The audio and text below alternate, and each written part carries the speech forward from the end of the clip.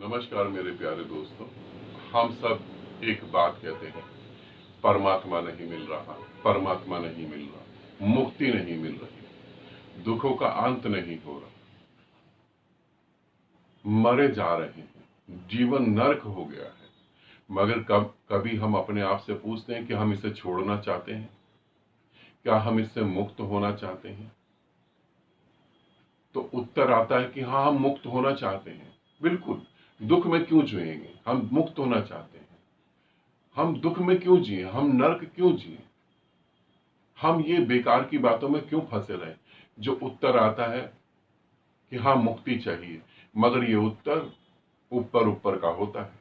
ध्यान रखना, ये उत्तर ऊपर ऊपर का होता है, हकीकत में ये उत्तर होता ही नहीं। जब हमको मोक्ष चाहिए, हमको परमात्मा चाहिए, हमको आनंद के साथ जीवन जीना चाहिए, हम ऐसी सोच रखते हैं, हम ऐसा करते हैं, तो अस्तित्व हमारी मांग को पूरा करता है। अस्तित्व गुरु भेजता है, वो निराकार वो आकार में उतर के हमारे सामने आता है। और जब वो आकार में उतर के हमारे सामने आता है, क्योंकि हम निराकार को तो समझ नहीं पाएंगे, तब हम रोने लगते हैं, अंदर से हम तड़पने लगते हैं, क्योंकि उस आत्मा को पता है कि मेरा घर वही है जो अब उतरा है। उसे देख के हम पागल हो जाते हैं, मगर फिर भी हम चूक जाते हैं। मैं यहाँ पर एक साधिका की ऑडियो चला रहा हूँ जो इस समय थर्ड आई मेडिटेशन मेरे साथ कर रही हैं। उन्होंने अपने जीवन की एक सच्चाई बताई है, वो मैं उनको भी यहाँ बताना चाह रहा हूँ और आप लोगों को भी बताना चाह रहा हूँ कि कैसे हम परमात्मा नहीं हो पाते और कैसे हम मोह जाल में फंसे हुए, कैसे हम इसमें फंसे हुए हैं। तो पहले आप ऑडियो सुने। प्रणाम गुरुदेव। गुरुदेव, सबसे पहले तो ये अनुभव भी है और प्रश्न भी कि गुरुदेव, मुझे जब भी मैं ध्यान साधना में होती हूँ, मुझे अपने थर्ड आई पर बैंगनी कलर का प्रकाश ही प्रकाश दिखाई देता है। मुझे ऐसे लगता है जैसे मैं बैंगनी कलर के बादलों में घिरी हुई हूँ। चारों तरफ मुझे बैंगनी रंग ही दिखाई देता है। और एक गुरुजी, आज सुबह 4 बजे मैंने खुली आंखों से एक सपना देखा, जिसका अर्थ मैंने खुद समझा है, लेकिन मैं आपसे जानना चाहती हूँ। गुरुदेव, मैंने देखा है कि मुझे कहीं जाना है, मेरी ट्रेन आ चुकी है और मैं घर के कामों में उलझी हुई हूँ। ट्रेन बार बार विसल दे रही है, मुझे आवाजें लग रही हैं और मैं कभी किसी काम को निपटाने में लगी हूँ, कभी किसी काम को निपटाने में लगी हूँ और फिर मेरी आंख खुल गई। तो गुरुदेव, जो मुझे समझ में आया है, मुझे ये समझ में आया है कि शायद ये परमात्मा की पुकार है कि मेरा शायद अब जाने का समय है, या मेरा समय आ गया है और मैं इन सांसारिक बंधनों में उलझी हुई हूँ। मैं उस जो परमात्मा की पुकार है उस तरफ ध्यान नहीं दे रही हूँ। तो मुझे जो ये सांसारिक जो बंधन है, इनको तोड़ना होगा, इन सब चीजों से मुक्त होना होगा, तभी मैं परमात्मा से एक हो पाऊंगी। और शायद वो समय अब आ रहा है और मुझे उसके लिए अब प्रयास करने चाहिए। तो गुरुदेव, ये जो अर्थ मैं अपने आप से समझी हूँ, क्या ये सही है या इसका कुछ और अर्थ था? गुरुदेव, थोड़ा सा मुझे मार्गदर्शन कीजिए प्लीज। अब इस ऑडियो को सुने और समझें। ऐसा नहीं है कि ये साधिका के साथ घटित हो रहा है। यदि तुम मुझसे जुड़े हो तो सत्य सुनने की आदत डाल लो। ऐसा बिल्कुल नहीं है कि ये साधिका के साथ हो रहा है। तुम ध्यान से देखो तो तुम्हारे साथ भी हो रहा है। जब मैं ध्यान साधना करवाता हूं शिविर में, ग्रुप में, तब मैं देखता हूं कि बहुत सारे लोग तो बिल्कुल परमात्मा के करीब में ही हैं, बिल्कुल परमात्मा के करीब है। अब जैसे इनका अनुभव है, मुझे पर्पल कलर दिखाई दे रहा है। अब ये पर्पल कलर जो दिखाई दे रहा है वो परमात्मा के बहुत करीब है। उसे इतना अब मेहनत नहीं करनी है, बस द्वार पे आ गया, द्वार खुला और अंदर चला गया। अब परमात्मा के लिए मेहनत नहीं करनी, मगर जहां उलझ गए हो वहां मेहनत करनी। मेरा बच्चा, मेरी पत्नी, मेरे माँ बाप, मेरे भाई बहन, मेरा पति, अपने से पूछो सच में तुम्हारा कोई है? सच में तुम्हारा कोई है? अपने से पूछो। यदि सत्य जानना चाहते हो तो अपने से पूछो, यहां तुम्हारा कोई है? यदि यहां तुम्हारा कोई है तो फिर तुम मेरे से मिलने की इच्छा क्यों रखते हो? फिर तुम मेरे साथ जुड़ने की इच्छा क्यों रखते हो? फिर तुम मुझे सुन के रोने क्यों लगते हो? मैं तो तुम्हारे घर पैदा नहीं हुआ, तुम मेरे घर पैदा नहीं हुए, दूर दूर तक कहीं तुम्हारी मेरी कोई रिश्तेदारी नहीं है। फिर ऐसा क्या हो जाता है? फिर क्यों परेशान हो जाते हो? अपने से पूछो कि यहां तुम्हारा कहीं कोई है? तुमने कहा परमात्मा के पास जाना है, परमात्मा ने रास्ता दिखाया, तुम जीवित गुरु से मिले, जीवित गुरु से मिलते ही तुम्हारे अंदर से आंसू और खुशी उठी और तुम्हें पता लगा, अरे यही तो है जहां हमें जाना है, यही तो है जहां हमें खत्म हो जाना है। अब उसके बाद फिर पत्नी, फिर बच्चे, माँ बाप, और ये वो हैं जो कभी तुम्हारे साथ जाएंगे नहीं कहीं भी। तुम भी ऐसे ही कर रहे हो, तुम किसी के साथ जाते नहीं। तुमने कितनी बार शमशान घाट में अपने रिश्तेदारों को जलते हुए देखा है, अपने प्रियजन को वहां अर्थी पे जलते हुए देखा है, और देखा वो पूरी तरह जल भी नहीं पाता, सभी लोग घर की तरफ आ जाते हैं और रास्ते में बात करते हैं 13वीं के दिन कैसे करना है, अस्थियां कहां विसर्जित करनी है, प्रॉपर्टी का क्या होगा। और वो तो अभी विदा भी नहीं हुआ पूरी तरह से, शरीर ही तो उसका जला है, अभी तो वो घूम रहा है आसपास में, और तुम भूल चुके हो उसे इतनी जल्दी। तुम्हारे साथ भी तो यही व्यवहार करा जाएगा। और आज जिसे तुम कह रहे हो कि मेरा बेटा, मेरी पत्नी, तुम्हें याद है कितने जन्मों कितनी पत्नियां तुमने जी? पिछले जन्म में भी तुमने पत्नी को जिया, पति को जिया, बेटे को जिया, माँ बाप को जिया। आज मैं तुमसे पूछता हूं, वो कहां पर है तुम्हारे अंदर? वो कहां है? आज वो तुम्हारे दिमाग में कहीं भी नहीं है, कहीं भी नहीं। आज तुमको उनकी याद तक नहीं आती। देखो, ध्यान से समझो, आज तुम कभी भी, पूरी जिंदगी तुम जी रहे हो, पूरी जिंदगी में कभी तुम नहीं रोते कि मेरी पिछले जन्म की पत्नी, मेरे पिछले जन्म के बच्चे, मेरे पिछले जन्म के माँ बाप, मेरे पिछले जन्म के भाई बहन, कभी नहीं रोते। मगर गुरु को मिलते ही तुम क्यों रो पड़ते हो?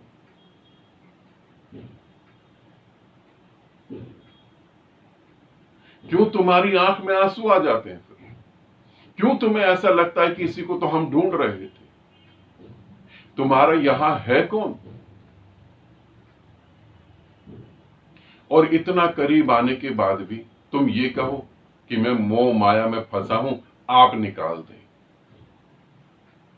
सूरज उदय हो सकता है, तुम्हारी पलक नहीं उठा सकता। परमात्मा तुम्हारे सामने आ सकता है, मगर तुम्हारे मोह माया को तुम्हें को भंग करना है। तुमने ही बीज बोए थे, अब तुम ही वो काटो। परमात्मा उसमें कुछ नहीं करेगा। तुम चलो, वो तो कह रहा कि चलो, जैसे तुमने अर्थ निकाला कि परमात्मा बार बार कह रहा है कि अब चलो। परमात्मा पुकार रहा है, सच में वो पुकार रहा है, क्योंकि वो समय आ चुका है जब तुम्हें परमात्मा के साथ एक होना है। वो पुकार रहा है, बिल्कुल।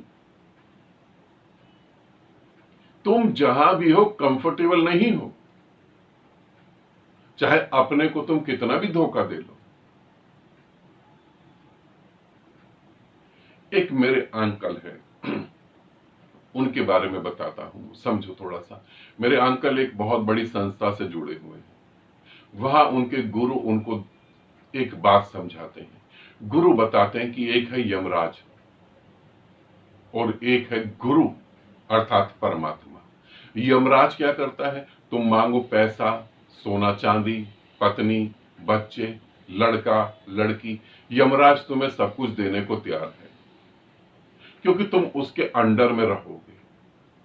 वो यही चाहता है कि तुम उसके अंडर में रहो, वो तुम्हें सब कुछ देगा, मगर अपने से कभी मुक्त नहीं होने देगा। मगर अचानक ही तुम्हारे अंदर इच्छा उठी गुरु, तो यमराज तुम्हें उलझाएगा।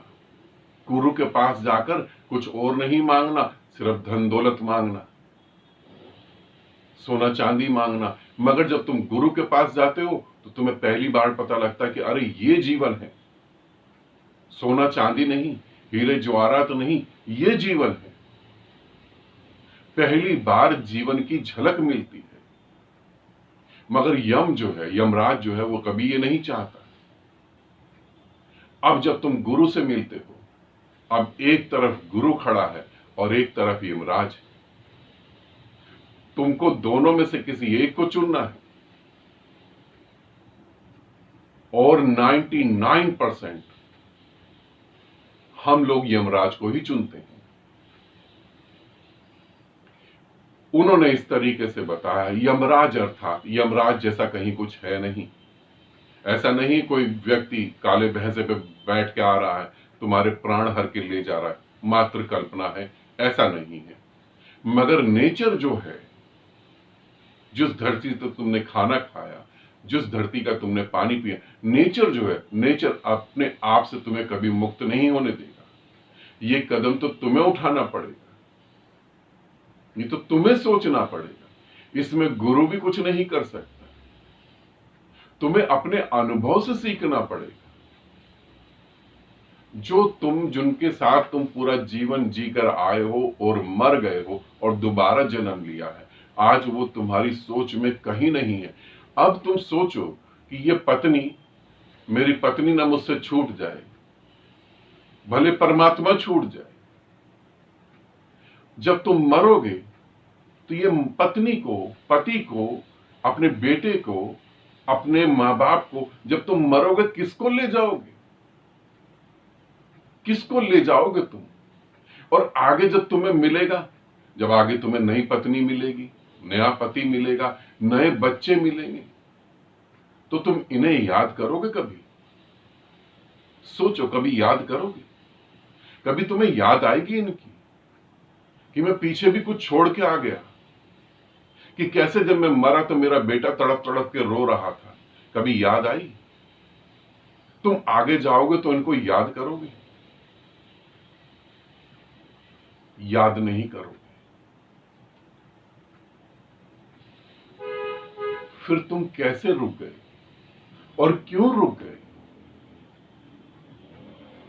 क्या मौत के समय तुम यमराज को कह पाओगे कि मेरी पत्नी है, कि मैं अकेले नहीं चाहूंगा, पूरी जिंदगी उसके साथ जिए, दुख सुख सब उसके साथ जिए, कि मेरी पत्नी है, अब मेरी पत्नी को भी लेके चलो, आगे तो मैं पत्नी के साथ ही जाऊंगा। और यदि यमराज ने कह दिया कि हाँ बिल्कुल, पत्नी को भी भैंसे पे बिठा देते हैं, तुम भी भैंसे पे बैठ जाओ, तीनों भैंसे पे बैठे, और तुमको लगता है पत्नी कहेगी कि हाँ मैं चलने को तैयार हूं, पत्नी का उत्तर होगा तुम चले जाओ, बच्चों को कौन देखेगा? अरे तुम्हें तो इतना मोह नहीं है, 9 महीने तो मैंने पेट में रखा, बच्चों का क्या होगा? जाओ तुम चले जाओ। और अगर यही घटना पति के साथ घट जाए और पत्नी जा रही है यमराज के पास, तो पति के पास भी उत्तर है कि पिता का होना जरूरी है, पिता कमाएगा तभी तो बच्चे खाएंगे, बिना पिता के तो बच्चों का जीवन नरक है, तो तुम चली जाओ, मैं दूसरी पत्नी ले लूंगा यहां से। साथ कोई नहीं जाना चाहता, ध्यान रखना, साथ कोई नहीं जाना चाहता, और जो तुम्हारे साथ रहना चाहता, जो तुम्हारे साथ जाना चाहता है, जो तुम्हें सदा साथ रखना चाहता है, उसको तो तुम्हारी आत्मा जानती है पूरी तरह से। उसके लिए ही तो तुम तड़प रहे हो, तुम उसी के लिए तड़प रहे हो।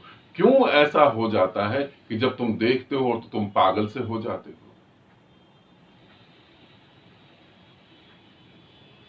और समय सदा एक सा नहीं रहता। ऐसा नहीं सोचना कि परमात्मा आज मेरे सामने खड़ा है, कल भी मेरे सामने खड़ा होगा, परसों भी मेरे सामने खड़ा, ऐसा नहीं होता।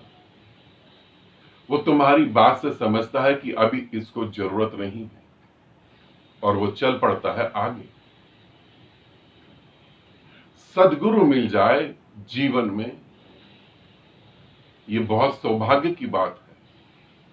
और सद्गुरु छूट जाए हाथ से, ये बहुत बड़े नर्क की बात है। फिर तो नरक ही भुगतना पड़ेगा, फिर तो नरक के अलावा कोई चारा नहीं है। फिर तो तुम जानो तुम अब क्या करोगे, अब तो तुम्हारी किस्मत और तुम जानो। और ध्यान रखना कि सद्गुरु हमेशा तुम्हारे लिए नहीं खड़ा हुआ।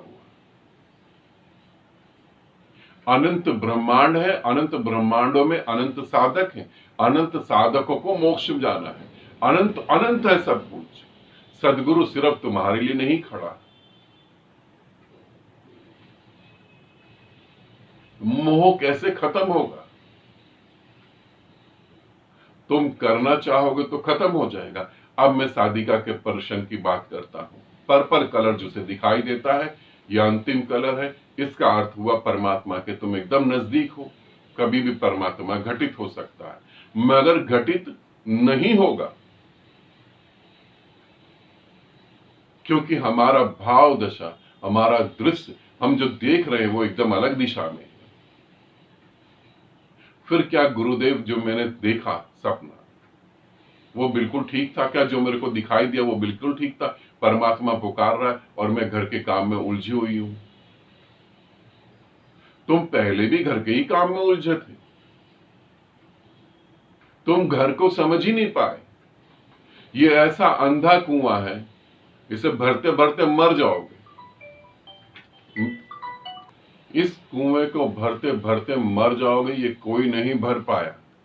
ध्यान रखना, कोई नहीं भर पाया। मेरे दादा भरते भरते मर गए, कभी इस कुएं को नहीं भर पाए। सबको ये लगता है कि आज नहीं कल सब ठीक हो जाएगा। कुछ ठीक नहीं होता, व्यक्ति मर जाता है। हम सभी सोचते हैं कि हम अपने परिवार को खुश करें। पति सोच रहा है कि मैं पत्नी के लिए कुछ करूं, पत्नी खुश हो जाए। पत्नी सोच रही कि मैं पति के लिए कुछ करूं और पति खुश हो जाए।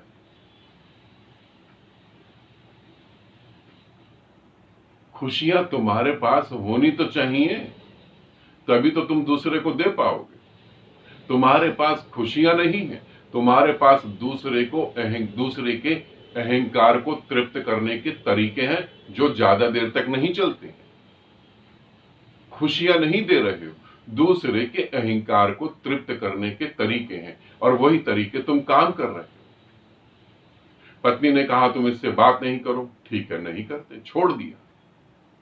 पति ने कहा तुम इससे बात नहीं करो, उसने भी छोड़ दिया। ये ज्यादा टाइम तक चलता नहीं।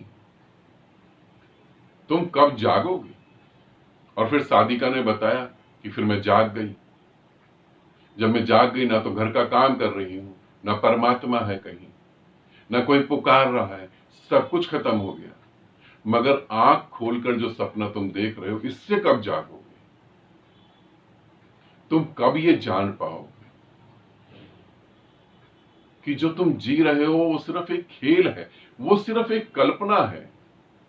कब तुम ये जान पाओगे कि वो सच नहीं है, वो सिर्फ कल्पना है? तुम्हारी मान्यताओं के कारण तुम्हें ऐसा दिख रहा है। पत्नी को लेकर तुम पैदा नहीं हुए थे, आज उसके बिना तुम जी नहीं पा रहे हो। ये तुम्हारी कल्पना है और कुछ भी नहीं है। तुम पति को लेकर पैदा नहीं हुए थे, तुम बच्चों को लेके पैदा नहीं होते, बच्चे तुम्हारे द्वारा इस पृथ्वी पर आए। तुम ऐसा नहीं सोचना कि तुमने बच्चे पैदा करे। ऐसे बहुत सारे लोग हैं जो पता नहीं क्या क्या कर रहे हैं, स्वस्थ हैं, फिर भी बच्चों को जन्म नहीं दे पा रहे हैं। तो ये नहीं सोचना कि हमने बच्चों को जन्म दिया, बच्चों ने तुम्हें माध्यम की तरह चुना और वो इस पृथ्वी पर आ गए। तुम माध्यम हो, माध्यम, तुम माध्यम को समझो, तुम माध्यम हो। तो मैं कैसे इससे निकलूं?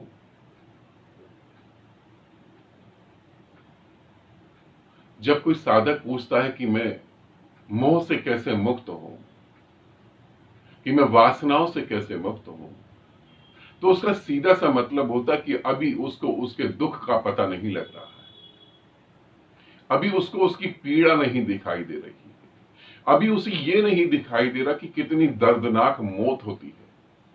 जब हम मरते हैं तो कितना दर्दनाक होता है।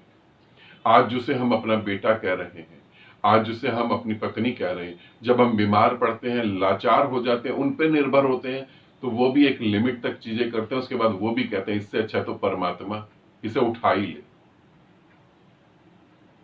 ऐसे मेरे पास बहुत सारे लोग आते हैं कि हमारी दादी है, कि हमारी माता जी है, कि हमारे पिताजी हैं, कि गुरुदेव कुछ ऐसा करो कि वो उठ ही जाए, खत्म ही कर दो उनको। कहां गया प्रेम? खत्म ही कर दो। और वो कह रहे खत्म ही कर दो, और तुमने पूरी जिंदगी इन्हीं के लिए लगाई थी। हिंदू धर्म में एक बड़ी प्यारी बात है, मेरे को बहुत अच्छी लगती है, मोह, मोह को लेकर है। जब एक पिता मरता है तो अग्नि उसका पुत्र देता है, कितनी प्यारी बात है। तुम्हारा दाह संस्कार तुम्हारा पुत्र करता है। जब एक मां मरती है तो उसका बेटा उसका दाह संस्कार करता है। और हम गजब के हैं तो भी हम मोह से मुक्त नहीं हो पाते। क्यों नहीं मोह से हम मुक्त हो पाते? ध्यान रखना इस बात को। मोह से हम क्यों नहीं मुक्त हो पाते? वासना से हम क्यों नहीं मुक्त हो पाते? ईर्ष्या से क्यों नहीं मुक्त हो पाते? अहंकार से क्यों नहीं मुक्त हो पाते? हकीकत में हम मुक्त होना ही नहीं चाहते। हकीकत में हम मुक्त होना ही नहीं चाहते।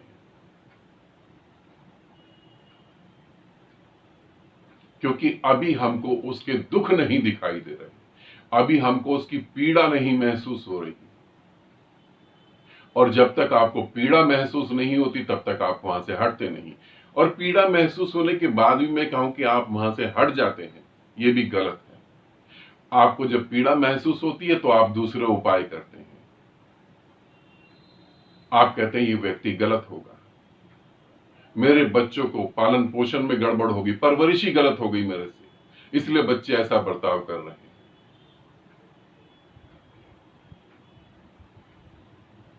परमात्मा को पुकारा, वो आ गया। अब तुमको क्या करना है वो तुम्हें सोचना है। परमात्मा ये नहीं सोच रहा, वो आ गया। मार्ग खुला हुआ है, द्वार खुले हुए हैं। इस जन्म में ठीक नहीं, फिर किसी और सदी में, फिर किसी और जन्म में। अभी और दुखों को भोगो, अभी जरूरत है दुखों को भोगने की, क्योंकि दुखों का बोध नहीं हो पा रहा। अभी और जन्म बर्बाद करने के लिए है, और जन्म बर्बाद करो, और जन्म पीड़ा भोगो। हिंदुओं में तो वैसे भी कहा गया अनंत जन्म है, तो अनंत जन्म तक पीड़ा भोग सकते। बुद्ध को एक बार में ही दिखाई देगी, तुमको अभी तक नहीं दिखाई दे रहा, तो थोड़ा और भोग लो। हो सकता है किसी जन्म में दिखाई दे, हो सकता है फिर किसी सदी में कोई गुरु मिले तुमको, हो सकता है किसी सदी में दोबारा निराकार मिले और वो फिर तुम्हें पुकार ले और फिर तुम तड़प तड़प के रो। मैं ये नहीं कह रहा कि तुम परमात्मा को उपलब्ध होगे, फिर तड़प तड़प के रोगे और फिर यही गलती तुम दोबारा करोगे। क्योंकि जब कल थर्ड आई का ग्रुप में करवा रहा था तो वहां मैंने बोला था कि हम एक ही गलती को बार बार करते हैं। तुम बहुत करीब हो मगर मुक्त नहीं हो पाए पिछली बार भी, और इसी तरीके से वही गलती तुम दोहरा रहे हो। ठीक है। समझो, गुरु मार्ग दिखाता है, गुरु विधि बताता है, परमात्मा मार्ग दिखाता है, विधि बताता है, और उसके बाद वो ये चीज को समझता है, जिसमें तुम्हारी मौज है उसको तुम जी रहे हो, दुख में तुम्हारी मौज है तो तुम दुख को जी रहे हो। फिर वो जो है विदा हो जाता है, तुम्हें दिखाई नहीं देता, होता तो है मगर वासनाओं के कारण तुम्हें दिखाई नहीं देता, मोह के कारण तुम्हें दिखाई नहीं देता। ठीक है, अच्छे से समझना, और ये भी समझना कि कब चलोगे तुम, और कितना दुख भोगोगे, और कितनी पीड़ा, और क्या तुम्हें पिछले का याद है, पिछले जन्म में कौन तुम्हारा बेटा था, कौन पत्नी थी, कौन पति था, कौन माँ बाप थे, आज तुम उनके लिए रो रहे हो? यदि नहीं रो रहे तो आगे जाके इनके लिए भी नहीं रोओगे।